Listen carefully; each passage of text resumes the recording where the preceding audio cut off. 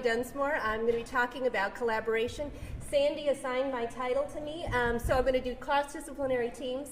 But the way I want you to think about it is kind of moving from changing the conversation from an image of the superhero teacher to creating the conditions and the capacity for us to be a super system. So this is the dominant media image. This is a group of teachers in front of a school. So these are the ones that get invited to be on Good Morning America because they work 2 or 3 jobs just to get the resources for their kids. You know, they give up all family and friend time, and then they write a book, and they stop teaching because they're burned out. Now, this would be me. This is Photoshop, not my costume for Halloween. I have dreams of reaching every single kid in my classroom and helping them to read, to graduate, to be a creative person. But I shouldn't have to do the kind of sexy image. Now, this image is a lot more boring. It's not as sexy. It's not the one we gravitate towards. But actually, the research shows 1,500 schools that successfully reformed teaching and learning. Boring image, but it was about collaboration and professional learning. We like to talk about international comparisons with kids. What about with teachers? You know, teachers in other countries have twice as much opportunity for professional learning as we do in the United States. Twice as much. And we know that, you know, if we found a research, Linda Darling-Hammond likes to talk about the research that shows that you need at least 50 hours of professional learning to try something new. Common Core Standards, anyone? How much professional development and time do you have? You have to be a superhero teacher. If you're working by yourself, 93% of the time, that's the average for American teachers, and you don't have opportunities to collaborate, or you're doing it all alone and by yourself. So when we think about collaboration, this is meant to be an alternative to the sexy superheroes that appear in Good Morning America. A little more boring, but this is one that requires and shows that if we create collaborative groups and spaces, we have the strength and the power to make the change that we need to happen.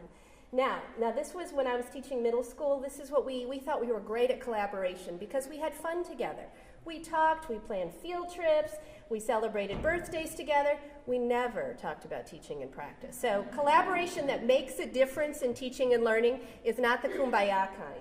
It's also not the kind when our administrators, they did collaboration to us. You know, they all put you in the high school cafeteria and make you do some kind of big thing on white paper that you have to share with everyone. It's also, this actually reminds me of the science teacher who said, let's collaborate with a writing assignment. But who actually worked with 132 students to write multiple drafts of a paper? The English teacher. We did that once. So good collaboration. I actually, before I was in a middle school, I actually had a great opportunity to be in an elementary school where we observed one another teaching. Making our practice public wasn't scary, it was the norm. People would come in and observe and then talk to you, and there were intense conversations. I always think of them, that's me sometimes. And it's not easy always to have those conversations, but it was normal, it was expected, it was routine that you had a question you were struggling with and talking to others about.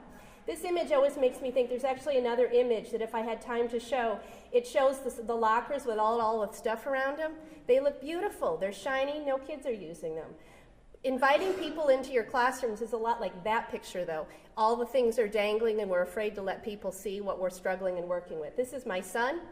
He starts school next year. I worry that he will be in a classroom that doesn't allow mistakes, it doesn't allow wonder and questions and collaboration. But you know, that's what I need for me too as a teacher.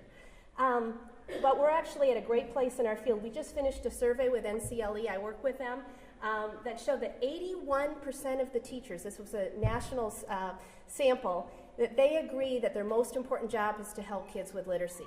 60% of math teachers did too. NCLE is a collaboration of the leading kind of education organizations, and you see that we have science teachers and math teachers and language teachers, and collectively what we're saying, and here's our website, the Literacy and Learning Exchange, is that the single thing that will change teaching, we're drawing our line in the sand and says it's collaborative teams. It's collective ownership of literacy instruction across the grades and the disciplines, and it's saying that if we have the time to collaborate and work together, to talk about our practice, to make the space and the time to take risks, that's what will make a difference. Now, you shouldn't have to drive an invisible jet to have your voice be heard. We encourage you to put your group on the map. If you go to the website, you can put there, you can go to the NCTE Central and put your group on the map. So the power of collaborative teams is really not about being a superhero. You know, one of the things, though, I did like that Wonder Woman actually said was that if you're in isolation, this was, Sharon, it's your turn, so run on up so I can finish. She said if you work, she said, I want to challenge systems and structures that make people comfortable. That was episode 170, so look it up.